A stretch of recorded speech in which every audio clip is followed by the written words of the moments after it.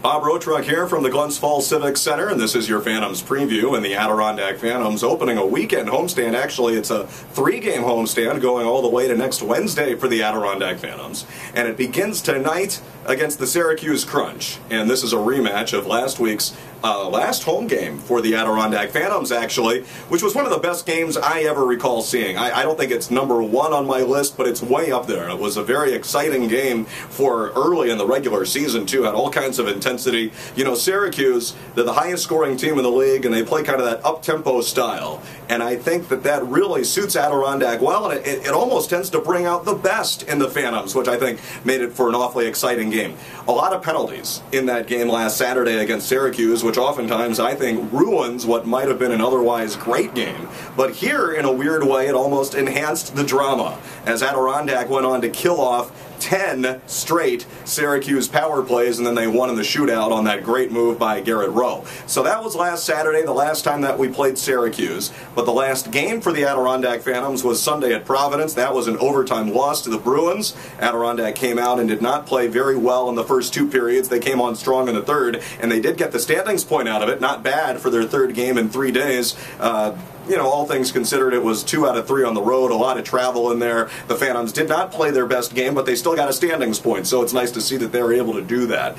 For the Phantoms this weekend, now tonight it's Teddy Bear Toss night, so a big deal, and it's always fun. Last year, Shane Harper scored the goal that triggered all the Teddy Bears inside the Glens Falls Civic Center, so we'll see if he can do that again. And I am told that Shane actually did that before with his team in Major Juniors in Everett, Washington as well, so twice at least he has been the teddy bear guy. Who will be the teddy bear guy tonight? The fans get to bring their teddy bear donations and throw them onto the ice after the Phantoms score their first goal. The big news for the Phantoms this week, of course, is revolving around Ben Holmstrom. If you have not heard, he has a knee injury. He's going to have surgery, actually, on December 20th, and they're waiting for the swelling to calm down some before they actually go in there arthroscopically and look around and see the extent of the damage. Right now, they actually do not know. And so they're just trying to figure it out. But according to Philadelphia Flyers general manager Paul Holmgren, they will have the surgery on December 20th, and then after that, they'll have a better idea of where Ben stands. And will he miss 2 weeks? Will he miss several months? Right now, we don't know. And he's obviously a big deal on the Phantoms. He's the captain of the team, the 25-year-old. In his 2nd year as the captain, in his 3rd year with the Phantoms,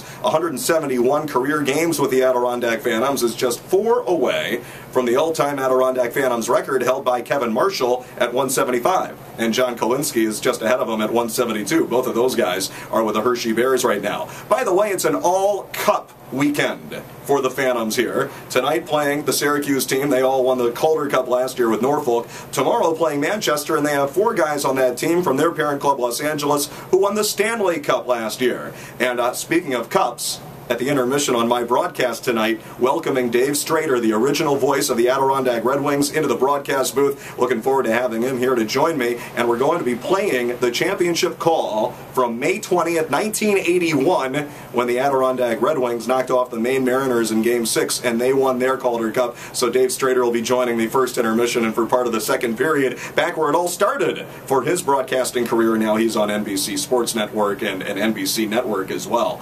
So the Phantoms and the Syracuse Crunch. The game is tonight at 7. The broadcast gets the party started. Pepsi Countdown to Face-Off at 6:30 on Q101.7.